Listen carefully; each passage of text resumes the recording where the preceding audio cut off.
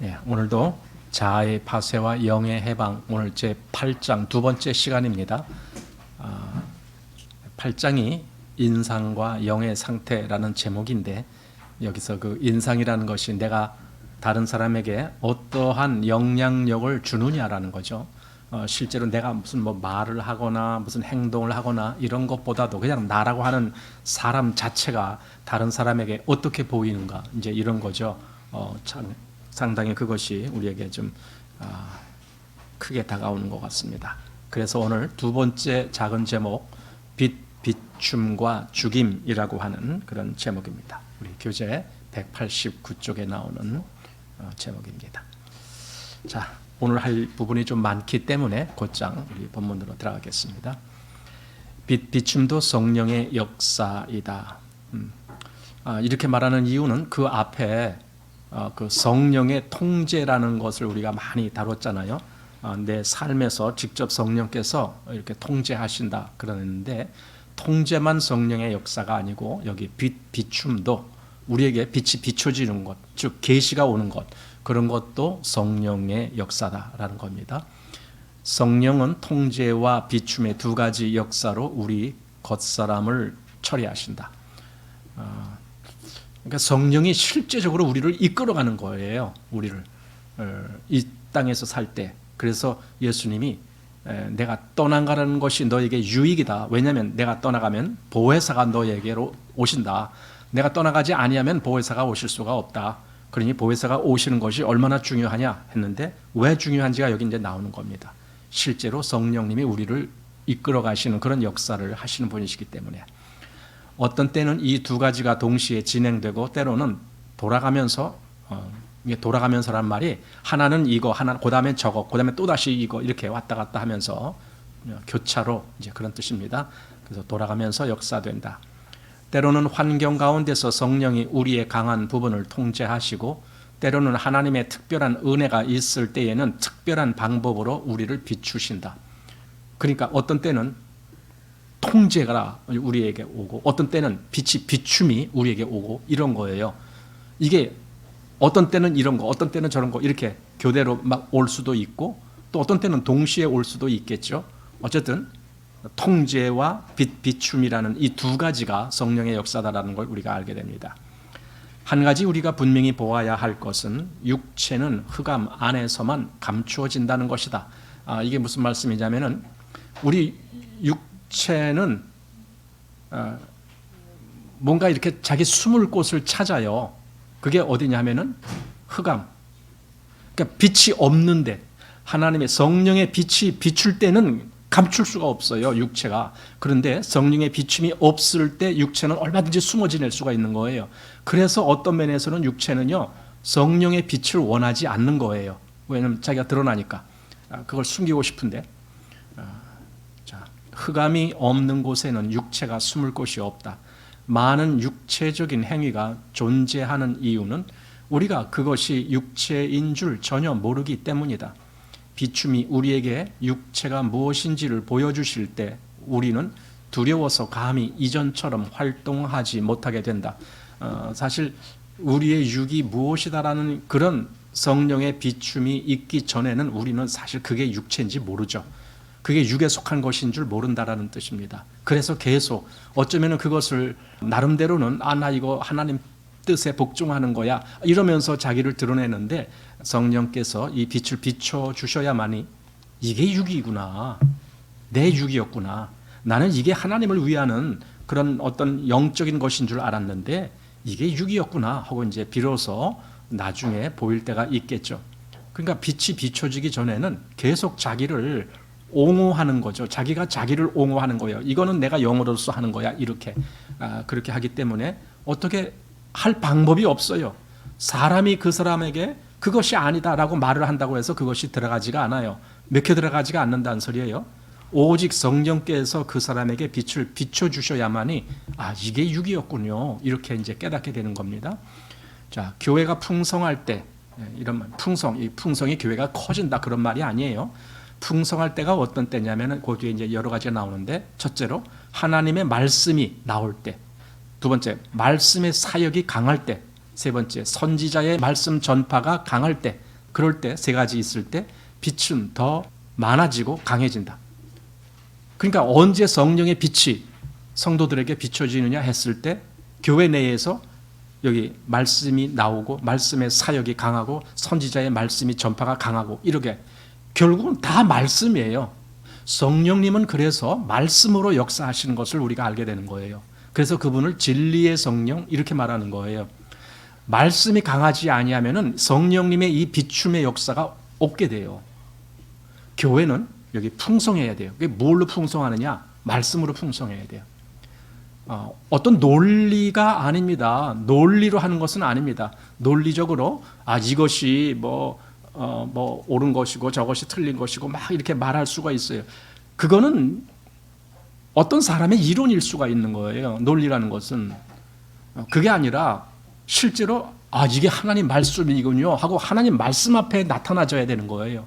그 말씀이 풍성할 때만이 그렇게 나는 거예요. 우리가 교제할 때나 당연히 설교는 물론이거니와 우리가 교제할 때에도 말씀의 교제가 이래서 중요한 거예요. 우리는 자기가 알고 있는 기독교적인 어떤 논리를 가지고 교제하려고 하는데 그러지 말아요. 그러지 말고 하나님이 이렇게 말씀하셨네요. 그냥 성경으로 가셔야 돼요. 그냥 성경이 이렇게 말씀하고 있습니다. 저는 이 말씀을 이렇게 봤습니다. 이렇게 항상 말씀이 주체가 되고 나는 거기에 따라가는 자입니다 라는 그것을 보여줄 수 있어야 돼요. 그게 아니라 내가 만약 말씀을 보는데 이건 이거고 저건 저거야 하면서 이렇게 자기를 드러내는 거예요. 그러니까 말씀이 도구가 돼서 자기를 나타내는 경우가 있습니다. 근데 빛이라는 것은 그렇게 오지가 않습니다. 빛은 성경이 또는 말씀이 그 사람에게 드러나야 되는 거예요. 내가 드러나는 것이 아니라 그래서 말씀이 드러날 때 빛이 비춰지는 겁니다. 이 빛이 당신에게 임할 때 비로소 당신은 당신의 입으로 한 말이 원래 교만이었음을 알게 된다. 자기가 한 말이 다 교만이었구나. 이걸 알게 된다는 겁니다. 이전에는 교만을 말하면서도 당신은 교만을 자랑으로 여겼을 것이다. 그러나 빛 가운데서 교만을 볼 때 당신은 이것이 교만이었구나. 본래 교만은 이렇게 무서운 것이었구나. 원래 이렇게 더러운 것이었구나 라고 말할 것이다. 그러니까 빛이 비춰져야만이 그것이 가능하다 이거죠. 여기 빛 가운데서 교만을 볼 때 당신이 이 고백을 하게 된다. 그러니까 빛이 없으면 이걸 발견을 못하는 거예요. 자기가 계속 육적으로 지금 신앙생활을 한다고 하는데 그게 육적으로 하는 거예요. 그렇게 하면서도 그게 육인 줄 모르는 거예요. 그러니까 나는 모든 사람은 말씀 앞에 노출돼야 돼요. 말씀 앞에 노출된다는 것이 빛 가운데 노출되는 거예요. 그런 역사가 있어야 돼요. 그렇지 않으면 자기를 발견 못해요. 늘 자기가 제일 잘하는 사람이라고 인정해. 그래서 누가 나한테 다른 이야기를 하면은요 괜히 심통이 나는 거예요. 왜? 자기가 옳아야 되는데 자기가 옳지 않다라고 누가 얘기하기 때문에 그게 싫은 거예요. 그래서 그런 걸 보면 뭘 느끼느냐? 내가 여지껏 나를 주장하고 있었군요. 나를 주장하고 있었군요. 자, 계시의 빛 안에서 본 교만은 평상시 입으로 말하는 교만과 완전히 다른 것이다. 그러니까 우리도 평상시에 교만이 뭐라는 이야기를 합니다. 이게 교만이야, 저게 교만이야 합니다. 하지만 빛으로 말미암아 밝혀지면은 완전히 다른 것이 보이는 거예요. 내가 교만이라고 한 게 아니라 신령한 거라고 말한 것조차도 그게 교만일 수가 있는 것이 보여지는 거예요. 자, 입버릇으로 말한 교만은 그 가증함을 느끼게 하지 못한다. 당신은 그 더러운 정도를 느끼지 못한다. 당신은 자신의 교만을 말하지만 그것에 대한 느낌은 별로 없다. 어느 날 빛 아래서 비춤을 얻을 때 완전히 달라질 것이다. 비춤은 당신의 참 모습을 보게 한다. 그래서 성령의 계시, 즉 비춤이 그게 있어야만이 우리가 자기를 올바르게 보는 눈이 열리는 거죠. 그래서 계시가 참 중요한 거예요. 자, 비춤은 당신의 참 모습을 보게 한다. 오늘 당신이 본 자아는 전에 당신이 말했던 자아보다 몇 배나 더 가증하다. 심지어 1000만 배나 더 가증하고 더러운 것이다. 이럴 때 당신의 그 교만, 당신의 자아, 당신의 육체는 재해지고 위축되며 더 이상 살아갈 수 없게 된다. 이게 뭐냐면요, 여기 자아 했습니다. 자아. 여기 오늘이라는 말은 오늘 빛이 비춰진 오늘. 예, 그래. 나에게 빛이 비춰진 오늘 내가 본 자아. 자기를 다시 보게 된다. 그건데 전에 당신이 말했던 자아, 옛날에 내가 말했던 자아보다도 지금 내가 빛에 의해서 보는 자아가 몇 배나 더 가증하다. 이걸 보게 되는 거예요. 자기 자아가 가증하다. 또 여기는 가증하고 더러울 것이다. 이렇게도 말했습니다. 이것이 보여질 때는요, 버려지게 돼요. 이렇게 안 보여지니까 계속 붙잡고 있는 거예요. 왜냐하면 그게 옳은 줄로만 생각하기 때문에. 지금 자기가 고집 부리는 것이 옳다라고 여겨지기 때문에 고집 부리는 거 아닙니까? 이건 모든 사람이 다 똑같아요. 고집이라는 것이 있잖아요. 모든 사람이. 왜 그래요? 자기가 옳다라는 것 때문에. 자기가 지금 주장하는 것이 옳다. 이렇게 여기기 때문에. 근데 어느 날 빛에 의해서 그게 보여질 날이 옵니다. 그런데 그 빛에 의해서 보여질 때는 그게 너무나 더럽게 보이는 거예요. 내가 여지껏 더러운 것을 가지고 이렇게 떠들고 다녔네. 이거 보이는 거예요. 생각해 보십시오. 얼굴에 여기저기 막 여러분 짜장면 먹으면 어떻게 돼요? 아주 좋은 모습이 되죠. 여기저기 그 시커먼 그 짜장 소스가 이렇게 묻었다고 칩니다. 근데 본인은 모르는 거예요. 그게 묻은 줄. 그리고는 여기저기 다니면서 사람들하고 이야기하고 말이야 나 어떻게 했는데 뭐 이렇게 떠든다고 생각해 봐요. 근데 아무도 그걸 안 가르쳐 줬어. 그러다 이제 집에 와갖고 거울을 딱 보는 순간 우리 그때는 그 뭐라 그래요? 기절? 초풍을 해요? 이렇게 되는 거죠. 그렇게 되는 거예요.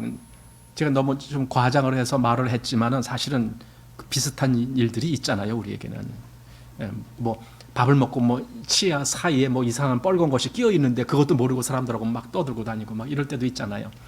그러니까 이렇게 모르고 있다가 어느 날 그것이 딱 보여지는 날에는 얼마나 그것이 수치스럽게 여기고 아이고 내가 여지껏 이러고 다녔네 하고 얼른 그것을 닦아내려고 하고 그럴 거 아닙니까? 근데 자아가 그렇게 보이는 날이 온다고요. 내가 여지껏 옳다라고 주장했던 자아인데 하나님이 어느 날 그 말씀 안에서 나에게 빛을 비춰주시는데 내가 보니까 이게 이제 보이는 거예요. 아, 이게 내 더러움이었구나. 이제 보여요. 그러면은요, 누가 버리지 말라 그래도 버린다 이거예요. 이게 진짜 자아를 버리게 되는 능력이 나타나는 거예요.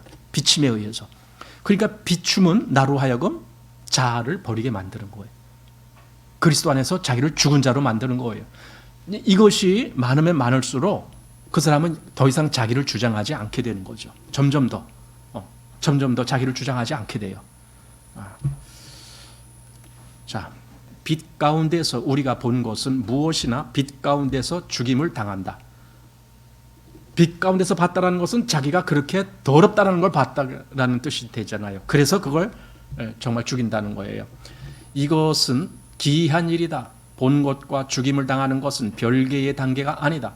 빛 가운데서 내 자신의 형편없음을 보고 그 후 몇 년이 지나야 점차적으로 자신의 형편없음이 다 제거되는 것이 아니다.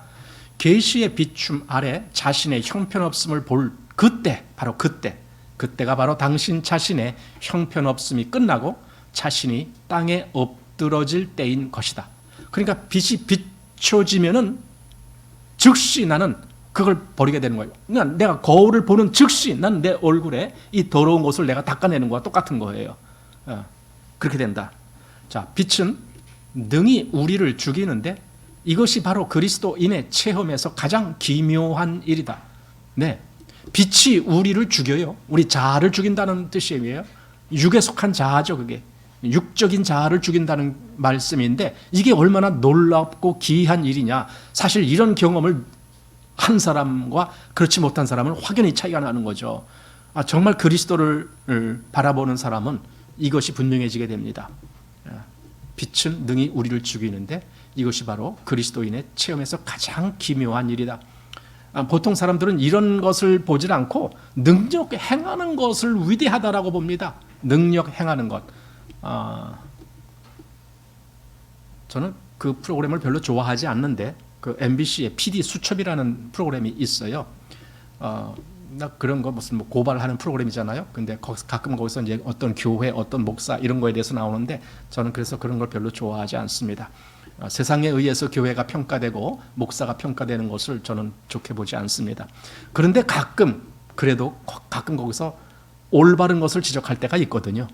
가끔은 한 번은 어느 교회 목사의 이중적인 생활 뭐 이렇게 해서 고발하는데 목사가 막 성도들에게 헌금 강요를 막 하는 거예요. 뭐 우리가 더 이렇게 해야 됩니다. 뭐 그러면서 작정하라는 거예요. 뭐 당신은 1,000만 원, 당신은 2,000만 원 막 이렇게 작정해서 막 하라는 거예요. 뭐 우리가 이렇게 예배당도 이렇게 지어야 되고. 지금 그 교회당 아주 멋지게 진 교회예요. 보니까 어디냐면은요, 저 성락교회 아십니까, 여러분? 저 영등포의 성락교회 김기동 목사라고 지금 그 아들이 대를 또 이어서 하고 있는데 그 김기동 목사에 대해서 나오더라고요. 그러면서 막 그냥 자기는 아주 가장 거룩한 자고 막 성도들 여기 중에서 막 귀신 쫓아낸다 그리고 막 쓰러뜨리고 뭐 그런 거 하면 굉장히 자기는 모든 것을 헌신한다 그리고 막 그러는 거예요. 그런데 어느 날 어떤 젊은 여자랑 호텔에 들어가는 게 밝혔어요. 사진 찍혔어. 더 뭐 할 거야 그거. 그러니까 또 나중에 핑계. 내가 딸처럼 여기는 아주 뭐 그 집하고는 아주 친하게 지내기 때문에 내가 딸처럼 여기는 아주 그렇게 저기기 때문에 그렇게 같이 다닌다고 뭐 이런 식으로 변명을 해요. 그리고 돈을 자기는 한 푼도 뭐 어떻게 하다라고 하는데 실제로 그 목사가 개인적으로 쓴 돈, 교회를 위해서 쓴 돈이 아니라 개인적으로 쓴 돈이 1년에 뭐 1억 원이 넘고 막 이렇게 나가는 거예요. 그러니까 말이 이중적이라는 거죠. 거짓이라는 거죠. 근데 사람들은 그 사람이 굉장히 능력 있다라고 쫓아다니는 거예요. 그래서 교회가 커지는 거 아닙니까? 왜? 귀신 쫓아낸다라고 하니까. 무슨 뭐 병 고친다라고 하니까. 그러니까 막 사람들이 막 몰려가는 거예요. 그러니까 사람들은 하나님을 보고 가는 것이 아니라 어떤 사람의 위대함을 보고 가는 거예요. 사람 보고 쫓아가는 거라니까요. 지금 교회가 그렇게 되기 때문에 교회가 말씀이 없는 거예요. 사람만 드러나고. 그런 모습이 지금 흔한 겁니다. 자, 어쨌든 그래서 우리는 이걸 알아야 돼요. 빛이 비춰져 갖고 그 빛이 우리 자아를 죽이고 그것이 그리스도인의 변하고 하는 이것이 가장 기묘한 일이다. 어떤 기적이 기묘한 것이 아니라 자기 자아를 죽게 만드는 그런 역사가 일어나게 한다면 이것이야말로 가장 귀한 것이고 하나님 앞에 가장 귀한 그리스도인이 된다라는 겁니다. 성령이 당신에게 무언가를 계시해 주실 때가 바로 당신의 자아가 처리될 때이다. 그러므로 계시는 보는 것과 죽이는 것을 포함한다. 보는 것. 사실 계시는 우리로 하여금 보게 하는 거예요. 내가 전에 못 보던 것을 이제 내 눈이 뜨였습니다. 이제 봅니다. 이게 더러운 자였군요. 이제 보는 거예요. 이렇게 보는 것과 그다음에 본다고 해서 가만히 있는 것이 아니라 그걸 즉시로 죽이게 만드는. 왜? 더러운 것은 버리는 거예요. 그게 죽이는 거예요. 그래야 한다. 그 봄으로 인해 육체는 위축된다. 그러니까 육이 위축된다라는 거죠. 더 이상 어떤 육을 쫓는 그런 것이 아니라 그걸 죽은 걸로 여긴다. 계시는 하나님의 역사의 방법이고 하나님의 역사인 것이다.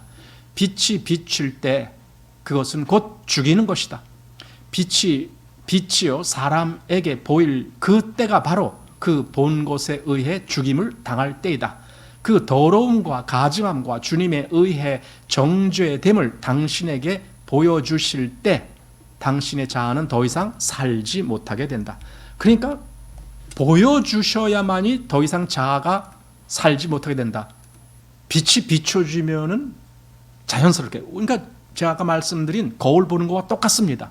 내 얼굴에 더러운 것이 묻었을 때 거울 본과 동시에 나는 그걸 닦아내는 겁니다. 더러운 것이 묻어 있는데도 거울을 보았는데도 근데 안 닦는 사람이 있다면요, 그건 제대로 된 사람이 아니죠. 그건 이상한 사람이죠. 우리는 내 얼굴에 뭔가 더러운 오물이 묻었다. 즉시 닦아내게 됩니다. 그걸 아는 순간에 즉시 닦아냅니다. 아는 순간에. 마치 빛이 비친 것과 똑같다 그겁니다. 그 더러움과 가증함과 주님에 의해 정죄됨을 당신에게 보여주실 때 당신의 자아는 더 이상 살지 못하게 된다. 바로 이런 비침이 있을 때라야 비로소 자아가 파쇄되는 역사가 일어나는 거예요. 우리는 내가 나를 죽여야지 그랬는데 어떻게 죽입니까? 못 죽여요. 우리는 내 자아를 죽일 수가 없어요. 그런데 그것이 어느 날 내가 여지껏 선하다, 옳다, 신령하다 뭐 이렇게 주장했던 그 어떤 자아가 빛에 의해서 더러움이 보여질 때가 옵니다. 바로 그럴 때가 정말 영광스러운 때예요. 그럴 때가 올 때 저절로 그것을 버려지게 됩니다. 이게 진짜 자아를 죽이는 역사가 일어나는 때입니다. 빛에 의해 죽임을 당하는 이것은 그리스도인의 체험에서 가장 중대한 일이다. 예, 이게 가장 중대한 일이에요. 빛에 의해서 내 자아가 죽은 그때. 바울은 비춤을 얻은 후에 길을 간 것이 아니라 그 비춤을 받은 즉시 엎드러졌다. 사실 할 일이 그거밖에, 엎드려졌다는 말은 죽은 자로 여기는 거예요. 낮추는 거기 때문에. 본래 바울은 모든 것을 스스로 생각하고 모든 것에 확신을 갖고 있었다. 그러나 빛이 비칠 때 그의 첫 번째 반응은 땅에 엎드러지는 것이었고 어리둥절해지는 것이었으며 아무것도 모르게 되는 것이었다. 빛은 그를 땅에 엎드러지게 했다. 이거죠. 빛의 역사가 그거예요. 사실 그때는 뭐 이런 빛이 아니죠. 그냥 강한 아주 밝은, 대낮보다도 더 밝은 어떤 빛이 그에게 비춰졌겠죠. 감히 눈을 뜰 수 없을 정도로 그렇게 비쳤겠죠. 하나의 뭡니까? 그 상징적인 의미에서 빛이 비춰진 거죠. 근데 실제로 우리 마음에 빛이 비춰질 때가 온다고요. 이게 성령께서 하시는 역사입니다. 우리는 이것이 두 단계가 아닌 한 단계임을 주의해야 한다. 우리의 과정이 다음과 같다고 생각하지 말아야 한다. 즉 하나님께서 먼저 나를 비추시고 나를 깨닫게 하신 후에 내가 그것을 하겠다. 혹은 하나님께서 나를 먼저 비추사 나의 형편없음을 보이시면 내가 그렇게 고치겠다. 먼저 빛이 비치면 그 다음에 좀 한참 있다가 내가 그게 고치겠다. 이렇게 하는 게 아니다 이겁니다. 이렇게 생각하지 말아라. 빛이 비추는과 동시에 이 내 버림이 즉시 일어나게 된다 이겁니다. 왜냐하면 내가 진짜 아니까, 더러움을 아니까 이겁니다. 더러움을 아니까. 더러움을 모를 때는 좀 이따 내일 닦을게요. 뭐 이럴 수도 있죠. 내일. 아이들이 되게 그런 거 있잖아요. 어디 가서 놀이터에 가서 딱 놓고 왔는데 개똥을 밟고 왔어. 맨발로 놀다가 개똥을 밟고 왔어. 그러면은 부모가 즉시 너 빨리 가서 닦아 와. 그런데 애는 그게 왜 더러운 건지 모르는 거예요. 그냥 나 알았어 닦을게. 이따가 좀 계속 더 놀고 싶은 마음만 간절하지 닦는다는 마음은 별로예요. 그런데 그걸 진짜 아는 사람은 즉시 닦을 수밖에 없죠.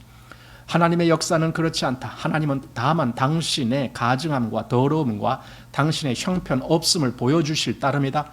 이것을 볼 때 당신은 내가 이렇게 더러운 사람이라니, 내가 이렇게 가증한 사람이라니 라고 말할 것이다. 하나님께서 당신의 참모습을 보여주실 때 당신은 더러워질 것이고 위축되어 기어서 일어나려고 해도 일어나지 못할 것이다. 교만한 사람은 주님의 비춤을 얻은 후에 그에게 교만하라고 해도 교만해지지 않는다. 더러운 것은 아니 한 번 내가 똥 밟아봤으면 됐지 누가 그 다음에 너 가서 또 한 번 똥 밟아봐 그런다라고 똥 밟을 수 있겠습니까? 더러워서도 못 밟지. 그러니까 똥 밟은 것은 나도 모르니까 그때 그렇게 밟은 거지만은 안 이상은 다시는 밟을 수가 없겠죠. 만일 한 번 하나님의 빛 안에서 당신의 참모습을 보고 당신의 교만이 어떤 것인지를 보았다면 당신 몸에서 그 인상은 영원히 제해지지 않을 것이다. 당신에게 고통을 주고 당신의 쓸모없음을 느끼게 하며 당신으로 교만치 못하게 하는 어떤 것이 당신 속에 있게 된다. 뭔가 자기가 자기를 발견하는 거죠. 빛이라는 걸 사람들이 어떻게 하느냐면 빛으로 다른 사람을 비춰보는 거야. 다른 사람. 근데 빛은 자기 자신을 비춰봐야 돼요. 자기 자신을. 자, 다른 면에서 하나님께서 당신을 비출 그때는 당신이 간구할 때가 아니라 당신이 엎드러질 때인 것이다. 그러니까 하나님의 빛 앞에서는 간구가 아니에요. 간구가 중요한 것이 아니에요. 간구를 해낼 때가 아니에요. 엎드러지는 거예요. 엎드러진단 말은 자기를 죽여야 된다 그 뜻입니다. 그게 필요한 겁니다. 많은 형제 자매들은 하나님께서 말씀하고 계실 때 기도만 하고 있기 때문에 빛을 보지 못하는 결과를 낳게 된다. 엎드러지는 것이 아니고 계속 기도를 해요. 사실 기도가 마치 신앙의 무슨 최고의 어떤 수단이 되는 것처럼 사람들이 기도를 엄청 강조를 하기 때문에 기도가 최고라고 얘기합니다. 기도가 최고야. 기도만 있으면 돼. 뭐 기도만 있으면 다 만사형통이야. 이렇게 얘기하는 사람들이 많습니다. 근데 그 사람은 자기를 못 봐요. 자기를 못 봐요. 하나님이 때때로 빛을 비춰주시면서 그에게 그가 엎드러질 기회를 주셨음에도 불구하고 그는 그 시간에도 기도만을 주장하게 돼요. 그러니까 자기를 못 보는 거예요. 자기를 깨뜨리지 못하는 거예요. 그래서 신령하다라고 하는 사람, 기도를 많이 해갖고 뭐 어떤 사람은 하루에 뭐 한 서너 시간씩 기도를 해서 아주 신령해. 여러분, 근데 그 사람 옆에서 가만히 보세요. 엄청 교만한 사람이 많아요. 그런 사람 치고 기도를 많이 한다는 사람 치고 교만한 사람이 많아요.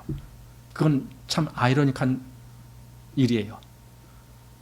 진짜 기도를 했더라면은 하나님 앞에서 엎드러지는 경험도 많이 했을 텐데 실상은 그러지 못한 거예요. 자, 다음 봅니다. 하나님께서 역사하시는 원칙은 우리가 구원받을 때의 원칙과 동일한 것이다. 우리가 구원받고 비춤을 얻을 때 우리는 다만 무릎을 꿇고 주여 당신을 내 구주로 영접합니다 라고 말하면 된다. 이럴 때 역사가 일어난다. 사실 그렇잖아요. 여러분이 구원받을 날이 있었죠. 처음에. 그때 무슨 기도를 했어요? 뭐 대단하고 거창한 기도를 했어요? 저도 기억이 나요. 그때 정말 제가 하나님의 말씀을 처음 깨닫게 되고 하나님이 나를 이렇게 구원하시는군요. 나는 그렇게 내가 어느 날 믿었을 때 내가 한 기도가 한마디밖에 없었어요. 하나님 감사합니다. 그거예요. 그게 다예요. 뭐 대단한 한 30분 동안 하는 기도 그런 거 몰라요. 그리고 그 앞에 정말 내가 얼마나 죄인이었는지 그런 부분들에 대해서 끔찍하다라는 생각을 들게 되고 막 이런 겁니다. 그러니까 여기 비춤이 있을 때 이럴 때 역사가 일어난다. 만일 누가 복음을 듣고서 주여 당신이 내 구주가 되어 주소서라고 말한다면 이건 좀 이상한 거예요. 이미 그가 구주신 것을 내가 알았다라면 그냥 거기에 엎드리면 될 것인데 그게 아니라 기도를 하는 거예요. 주님 나를 좀 구원해 주십시오 라고 기도를 하는 거예요. 아니 이미 주님이 나를 구원하셨다는 걸 내가 이미 말씀을 통해서 보았는데도 불구하고 이미 그걸 위해서 그가 십자가에서 피를 다 흘리셨다는 걸 내가 이미 알았음에도 불구하고 나를 구원해 주소. 그러면 예수님이 그럴 거야. 야, 너 그 기도하기 전에 그냥 내가 한 일을 너 믿어 좀. 믿는 거 먼저 해. 왜 믿질 않고 나한테 계속 해달라고 요구를 하느냐? 아마 이러실 거예요. 그러니까 누가 주여 당신이 내 구주가 되어 주소서라고 말한다면 그래서 그가 며칠간 기도한다 하더라도 주님께서 그를 구원했다는 느낌이 없을 것이다. 그는 기도만 하는 거지 실제로 주님이 한 것을 믿은 것이 아니잖아요. 믿음하고 기도하고는 다른 거예요. 기도는 자기가 원하는 것을 요구하는 게 기도예요. 그러나 어떤 때는 그것이 정당하지 못할 수가 있어요. 그 먼저 할 일이 있는데 너는 주님이 하신 일을 믿으라 이거예요. 믿으라. 믿음이 먼저다. 그러므로 빛이 우리를 비출 때 우리는 즉시 빛 아래 엎드러져 주님께 주여 당신의 판단을 받아들입니다. 나에 대한 당신의 판단을 받아들입니다 라고 말해야 한다. 이렇게 할 때 그분은 우리에게 더 많은 빛을 주실 것이고 당신은 자신의 더러움을 보게 될 것이다. 하나님께서 우리를 비추시는 날 우리는 과거 우리가 주의 이름으로 했다는 많은 일들, 주님을 사랑하기 때문에 했다는 많은 일들에 대해 이해가 달라질 것이다. 이제는 그 그림은 바뀌어서 전에 당신이 가장 고귀하다고 느꼈던 목적들 안에 가장 비천한 동기가 들어 있었다는 것을 발견한다. 본래 완전히 하나님을 위했다고 생각한 일도 이제는 그 안에 당신 자신을 위한 것이 얼마나 많았는지를 발견하게 된다. 그러니까 하나님의 일을 한 것이 아니라 자기를 높이는 일을 한 거예요. 그런데 그때에는 그게 하나님의 일이라고 생각했던 거예요. 그런 것들이 어느 날 보여지는 거예요. 이게 빛이 비춰지는 거예요. 사실 우리 안에 이런 것들이 너무 많아서 고개를 들 수가 없다. 사람의 자아는 어디나 파고들어 하나님의 영광까지도 탈취하려고 한다. 사람은 하지 못할 일이 없는 것 같다. 하나님께서 비추시는 날 당신은 당신 자신이 어떤 사람인지를 발견할 것이다. 하나님의 계시가 있어야만 우리의 벌거벗은 상태가 드러난다. 하나님의 계시, 이게 참 중요한 거예요. 그래서 계시, 이게 바로 성령님의 역사다라는 겁니다. 그분은 우리가 우리 자신을 볼 수 있도록 우리가 벌거벗은 상태에 머무는 것을 허락하신다. 본래 그분만이 우리를 아시고 그분 앞에서 우리의 상태는 벌거벗은 것이었다. 그러나 우리 자신에 대하여 우리가 아직 모르기 때문에 우리는 자신의 벌거벗음을 보지 못한다. 하나님께서 우리 속의 모든 생각과 모든 동기를 드러내어 우리에게 보여주실 때 우리는 하나님 앞에서 벌거벗은 사람이 될 뿐 아니라 우리 자신 앞에서도 벌거벗은 자가 된다. 우리가 우리 자신 앞에서 벗은 자가 될 때 우리는 고개를 들지 못하게 된다. 네. 사실은 하나님은 이미 처음부터 나를 다 아셨잖아요. 그 앞에 숨길 것이 하나도 없잖아요. 이것은 하나님 앞에 벌거벗은 자라는 얘기인데 내가 스스로 생각하기를 나는 하나님 앞에 다 지금 보이지 않고 이거는 가리고 있는 거죠. 이거는 아담과 하와가 무화과 잎으로 치마해서 가린 것처럼 그래도 하나님은 다 아시잖아요. 자, 우리가 아직 드러나지 않았을 때 우리는 자아를 모르고 그것을 아무렇지 않게 생각할 것이다. 드러나지 않을 때는 그래요. 괜찮다는 거야. 드러나지 않을 때는 내가 스스로 생각하기를. 그래서 드러나게 하려고 빛을 비춰주시는 거예요. 그러나 하나님의 빛 안에서 우리 자신을 볼 때 우리는 들어갈 구멍이 없을 정도로 부끄럽게 된다. 본래 내가 이런 사람이었나? 과거 내가 자랑했던 그것이 어떤 것인지를 이제 알게 되었다. 본래 나는 내가 남보다 더 썰하다고 생각했으나 이제 비로소 내가 이런 사람인지 알게 되었다. 이제 알았다. 이제. 전에는 내가 꽤 괜찮은 줄 알았는데 꽤 나는 하나님 앞에 꽤 신앙도 잘하고 꽤 알 것도 많이 알고 이런 사람이었는 줄 알았는데 내가 이제 알고 보니 나는 너무나 하나님 앞에 나 자신의 이 죽은 존재를 모르고 있었다라는 겁니다. 하나님 앞에서 내 자신에 대해 내가 더러운 자라는 것과 내가 가증한 자라는 것을 표현할 더 좋은 말이 없다. 당신은 수년 동안 눈이 멀어서 이것을 보지 못했다고 말해야 한다. 당신이 자신의 더러움을 볼수록 당신은 수치를 느끼고 온 세상의 모든 수치가 당신 몸을 억누르는 것 같이 느낄 것이다.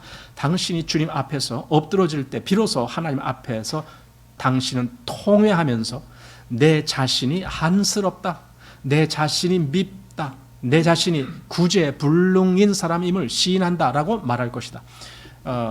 버리게 되는 것은 그거예요. 우리가 뭐든지 더럽게 보일 때 버리게 돼요. 더럽게 보일 때. 그 더럽게 보이지 않으면요 안 버려요. 안 버려. 구제불능인 사람임을 시인한다. 나는 이렇게 내가 그동안 꽤 신령하다라고 생각했는데 이렇게 나는 아무것도 아닌 존재군요. 이걸 보이는 거예요.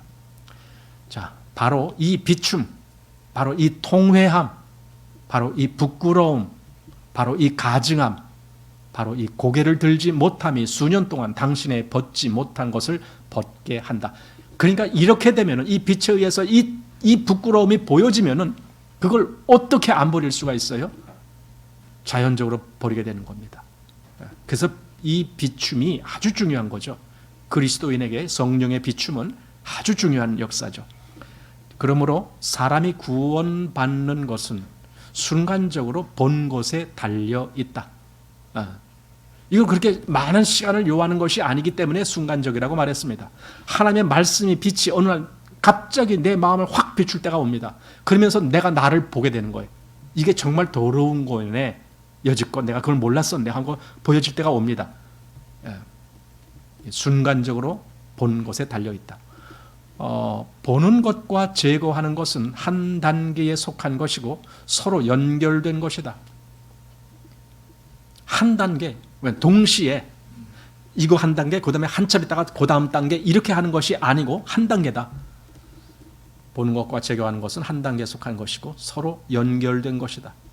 주님은 사람을 비추시는 동시에 또한 그 사람을 구원하신다. 그러니까 여기서 구원이라는 것이 우리가 보통 흔하게 말하는 죄 사함 받고 나 이제 하나님을 알게 됐습니다. 내가 생명을 소유했습니다. 그 구원 아닌 거예요.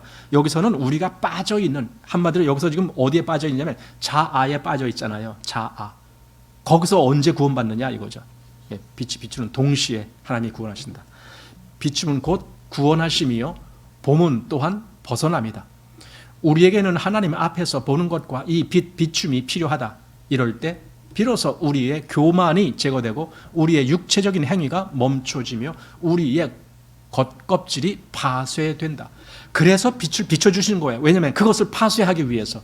파쇄란 말은 결국은 내가 그것이 더러움을 알고 스스로 그것을 버리게 되는 거죠. 이건 더러운 것이었군요. 그러니까 하나님 앞에서 우리는 성도들 앞에 자기를 높이면서 교만한 그런 마음을 가졌을 때 그게 옛날에는 그게 그렇게 생각이 안 돼요. 교만하다라고 생각이 안 돼요. 내가 다른 사람보다 잘났다라고만 생각되는 거예요. 잘났기 때문에 내가 다른 사람들을 가르쳐 줄 생각만 하는 거예요. 근데 어느 날 빛이 비춰주시면은 이것이 내가 하나님 앞에 얼마나 교만한 모습이었는가 하면서 그 앞에 엎드려지는 거예요. 그러면 다시는 그렇게 안 하는 거예요. 왜? 그게 버려졌기 때문에. 더러움을 나는 계속 소유할 수가 없기 때문에. 자, 이제 작은 3번 통제와 계시의 비교. 통제는 뭐고 계시는 뭐냐? 통제, 우리가 이전에 계속 성령의 통제에 대해서 많이 보았습니다. 그리고 계시는 이 뒤에 와서 이제 다시 나타난 겁니다. 이 둘의 차이가 뭔가? 자, 이 두 가지 중요한 것, 곧 성령의 통제와 하나님의 비춤 혹은 성령의 계시가 우리 앞에 놓여 있다. 우리는 이 두 가지를 잠시 비교해 보자. 자, 결국은 이게 지금 이 책에서 핵심이 그거예요. 성령의 통제와 하나님의 비춤, 이것이 결국은 그리스도인을 성장하게 만드는 아주 두 핵심적인 요인인 거예요. 이게. 그래서 이 책에서 지금 이 뒷부분, 결론 부분에 가서 자꾸만 이 부분이 나오는 겁니다. 우리는 이 두 가지를 잠시 비교해 보자. 성령의 통제를 일반적으로 말한다면 상당히 점차적인 것이고 한 차례 또 한 차례 이렇게 하나씩 그렇게 발생하는 것이다. 때로 어떤 것을 처리하기 위하여는 수년이 걸린다. 또한 성령의 통제는 반드시 사역의 공급으로 말미암은 것이 아니다. 많은 때 이것은 사역의 공급 없이 성령의 통제만으로도 이루어진다. 성령께서 하시는 일 그것만으로도 이루어진다라는 겁니다. 그러나 성령의 계시는 다르다. 많은 때 이것은 아주 빠르고 며칠 또는 몇 분 내에 우리에게서 발생한다. 하나님의 비춤 안에서 몇 분 혹은 며칠 내에 당신은 자신이 끝난 사람이고 아무 쓸모가 없는 사람이며 전에 자랑했던 것이 당신의 수치인 것을 보게 된다.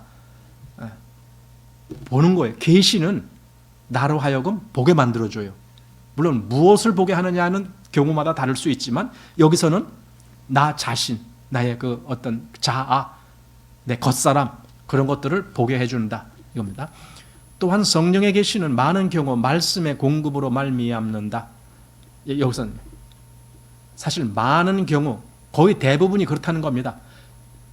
그 말씀의 공급, 그 말씀이 나와야 돼요. 교회 속에서 그래서 늘 말씀이 있어야 되는 것이고 항상 말씀의 교류가 왔다 갔다 해줘야 되는 거예요. 그래야 성령의 계시가 나타나게 되고 그것으로 우리가 나를 볼 수 있게 되는 겁니다. 그러므로 교회가 강할 때, 말씀의 공급이 많을 때 성령의 계시도 많아진다. 계시는 말씀에 의해서 이렇게 강하게 역사되어진다. 자, 그러나 말씀의 사역이 없고 성령의 계시가 없다 하더라도 겉사람을 보류한 채 주님 앞에 살 수 있는 사람은 하나도 없다. 보류한다라는 말이 뭔지 여기서 분명하게 이렇게 잘 표현이 되지 않는데 겉사람을 보류한다는 말이 뭐겠습니까? 이게 어떻게 어떤 의도로 번역을 한 건지를 제가 원문과 비교를 하지 않아서 지금 잘 모르겠는데 말씀의 사역이 없고 성령의 계시가 없다 하더라도 겉사람을 보류한 채 주님 앞에 설 수 있는 사람은 아무도 없다. 좀 제가 이게 무슨 말인지 잘 모르겠습니다. 겉사람을 보류한 채. 여기서 보류한다라는 말을 이 앞에서는 종종 어떻게 했느냐면은 말 그대로 진행시키지 않는 거죠. 그것이 역사하게 하지 않는 거죠. 뭐 이제 그런 의미로 보류한다, 남겨둔다, 그냥 잠재워둔다, 뭐 그런 의미로 보류한다라는 말을 쓰기도 하는데 겉사람을 보류한 채 주님 앞에 살 수 있는 사람은 아무도 없다. 왜냐하면 말씀이 결여되고 계시가 결여된다 하더라도 성령의 통제는 여전히 있기 마련이다. 그러니까 말씀이 없다고, 즉 말씀이 풍성하게 내게 오지 않느냐 한다고 해서 그럼 하나님의 모든 역사, 여기 지금 겉사람에 대한 그런 역사 그런 것이 전혀 없느냐? 아니다. 성령의 통제라는 것은 있다 이거예요. 그건 이렇게 장기간적으로 이렇게 또 단계적으로 그렇게 있기 때문에 언제든지 성령의 통제는 그리스도인에게 있게 됩니다. 말씀에 어떤 계시가 없다 할지라도 성령의 통제는 있게 됩니다. 지금 그 얘기를 하려고 아마 이렇게 한 것 같아요. 당신이 수년 동안 다른 성도를 만날 기회가 없었다 하더라도 성령은 여전히 당신을 통제하고 주님 앞에서 당신은 높은 단계의 것을 만질 수 있다. 사실 이런 면에서 저는 이런 말을 하고 싶어요. 왜냐하면 요즘 그리스도인들 속에는 귀머거리들이 너무 많아요. 못 알아들어요.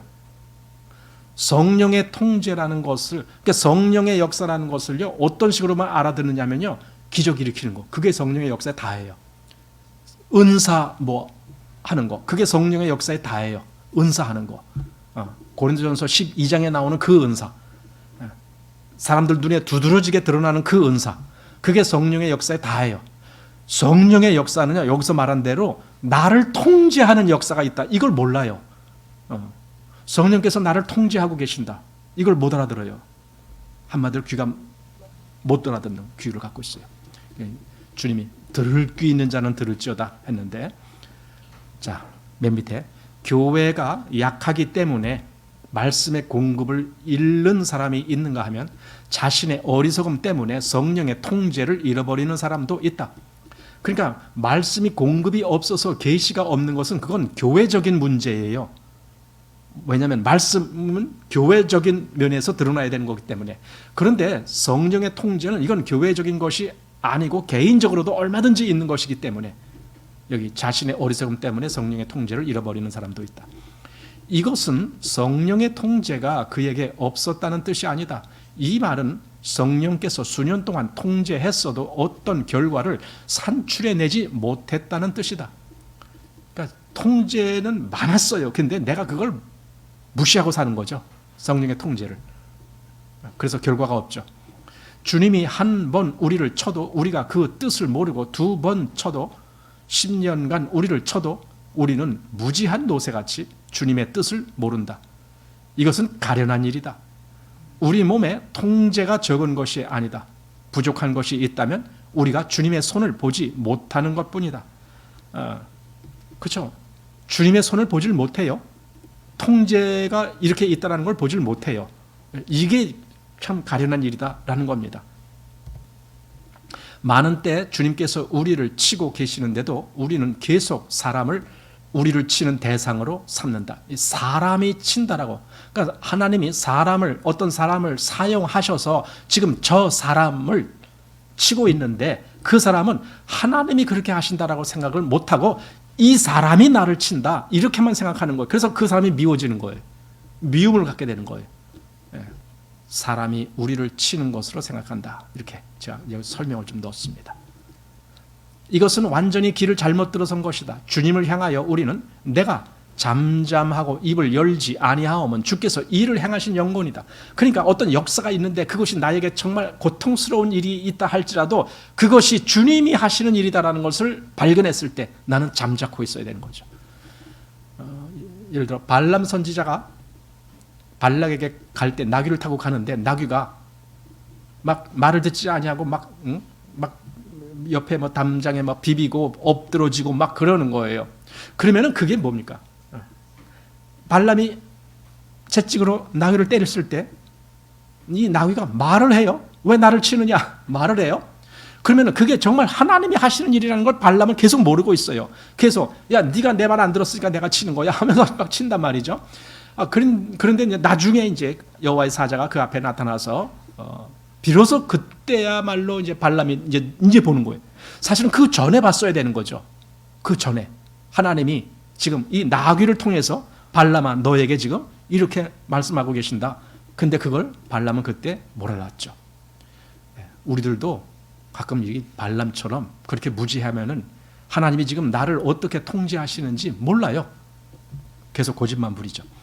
자, 당신은 당신을 치리하는 이가 당신의 형제나 자매 혹은 당신의 친척, 친구들이 아니라는 것을 기억해야 한다.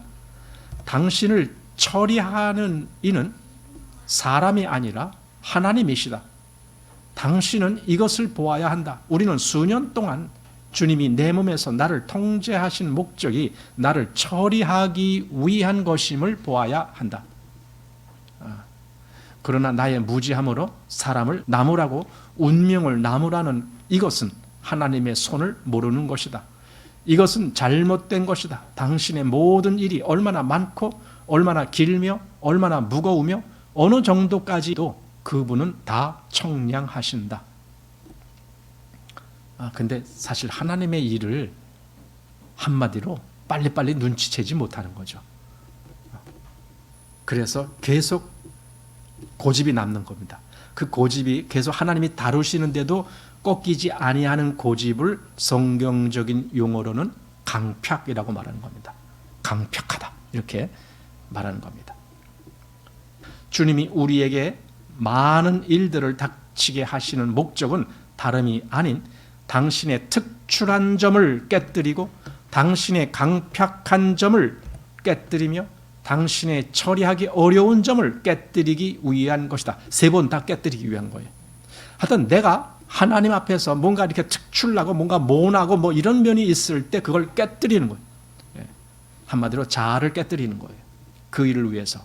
자, 주님께서 우리에게 은혜를 주사 주님께서 우리 몸에서 역사하시는 것의 의미를 보여주시기를 바란다. 또한 주님이 우리에게 빛을 주사 우리 자신이 드러나며 우리로 일어나지 못하게 하시기를 바란다. 다만 주님께서 우리 겉사람을 허물어뜨리시면 우리가 사람들과 왕래할 때 더 이상 우리는 강팍한 부분으로 사람을 만나지 않게 된다. 우리가 사람을 만날 때마다 우리의 영은 해방될 것이다. 그러니까 사람들을 만날 때 내 강팍한 육의 어떤 본질로 만나는 것이 아니라 나를 통해서 드러나는 그 영, 내 안에 계신 그 영이 여기 해방된다. 영이 만나는 거예요. 그러니까 나는 영적으로 저 사람을 만날 수 있는 그런 위치로 가는 거예요. 그 전에는 계속 육적인 관계만을 맺으려고 했던 거죠. 그러니까 육적인 관계는요, 자기 우월만 강조하는 거예요. 자기 우월, 잘난 거 한마디로. 그러나 영이 드러날 때는요, 내 잘난 것을 하나도 관심이 없어요. 오직 하나님 영광밖에는. 하나님이 저 사람을 어떻게 이끌어 주시기를 그것만을 갈망하게 되는 거죠. 우리는 하나님의 자녀들이 하나님에 대하여 전혀 새로운 인식을 갖고 또한 그분에게서 전례 없는 축복을 얻기 바란다. 주님은 우리를 올바르게 인도하고자 하신다. 복음이 옳을 뿐 아니라 복음 전하는 사람도 옳고 교리가 옳을 뿐 아니라 교리를 전하는 사람도 옳기를 원하신다. 주님이 원하시는 게 이거다. 우리가 복음을 전한다. 그래, 그 복음 당연히 옳은 복음을 전해야죠. 그러나 주님은 거기서 만족하시지 않아요. 그 옳은 복음도 좋지만 그 복음 전하는 나 자신도 하나님 앞에 올바른 존재가 되기를 원한다는 거예요. 문제는 하나님이 우리의 영을 통하여 밖으로 해방되실 수 있는가에 있다. 여기 하나님이 역사하시는 방법이에요. 이게 우리의 영을 통해서 하나님이 역사하시는 겁니다. 영이 해방될 때 세상에서 영을 필요로 하는 많은 사람을 만나게 될 것이다. 이겁니다. 이것보다 더 중요한 일은 없다. 또한 이것보다 더 철저하고 달리 대치할 수 있는 일도 없다. 주님은 당신의 교리나 당신의 가르침을 주의하지 않으시고 당신이 전한 내용을 주의하지도 않으신다. 주님은 당신이 사람들에게 어떤 인상을 주는가를 물으신다. 어떤 인상을 주는가? 여기 아까 이 8장의 처음에 그 인상에 대해서 나오는 것이잖아요. 그 어떤 영향을 주는 것, 이걸 원하는 거예요. 어떤 인상을 주는가? 내가 바로 영적으로 하나님을 나타내는 그런 인상을 줄 수 있는가? 아니면 나라는 사람의 위대함만을 드러내고 있는가? 이거예요. 당신 몸에서 사람에게서 나간 것은 무엇인가? 당신은 사람들에게 당신 자신을 느끼게 하는가? 주님을 느끼게 하는가? 당신은 사람들에게 교리를 만지게 하는가? 주님을 만지게 하는가? 그러니까 당신 자신을 느끼게 한다거나 또는 어떤 교리적인 면이나 그거나 사람들에게 전했다든가 이거는 아직 하나님의 역사 안 하신 거예요. 하나님의 영이 해방을 맞으신 게 아니에요. 내 안에 갇혀 계셔요. 그겁니다. 바로 그것이 이루어지기 위해서는 그래서 내 겉사람, 내 자아가 깨어져야 돼요. 그게 바로 이 책의 자아의 파쇄 그 얘기입니다. 자, 이것은 매우 심각한 문제이다. 만일 이 문제가 해결되지 않았다면 모든 수고와 일은 별 가치가 없다. 형제들이여, 주님은 당신이 입으로 한 말보다 당신 몸에서 나간 것을 더욱 주의하신다. 즉 인상을 더 중요하게 다루신다 이거예요. 인상. 입은 내가 얼마든지 번지르르하게 꾸밀 수가 있어요. 그러나 인상은 내가 꾸며서 나가는 것이 아니라 저절로 나가는 것이 인상이기 때문에 사람들과 접할 때마다 당신 몸에서 무언가 나간 것이 있기 마련이다. 만일 밖으로 나간 것이 당신 자신이 아니라면 하나님이시고 당신의 겉사람이 아니라면 당신의 영이다. 그렇죠. 그래서 당신 자신 또 당신의 이 겉사람이 파쇄되어야만 한다. 형제들이요, 우리는 반복해서 당신이 사람 앞에 서 있을 때 당신 몸에서 나간 것이 무엇이냐고 묻겠다. 이것은 기본적인 문제이다. 다 했네요. 당신 자신에서 나간 것이 뭐냐 이거예요. 그걸 묻겠다는 거예요.